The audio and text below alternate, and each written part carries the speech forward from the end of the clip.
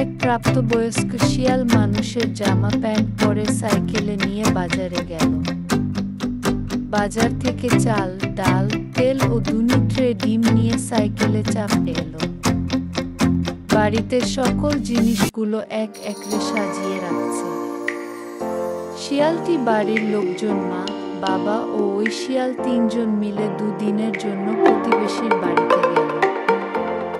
2 দিন পর তারা 3 জন প্রতিবেশীর বাড়ি থেকে ফিরে এলো নিজের বাড়িতে। বাড়িতে ফিরে রান্নাঘরে দেখে 6-0টা ডিম থেকে বাচ্চা ফুটেছে। বাচ্চাগুলো কান্নাকাটি করছে। প্রতিবেশীর ছুটে এসে মুরগির বাচ্চাগুলোকে আদর করছে। শিয়াল ওই মুরগির বাচ্চাগুলিকে লালন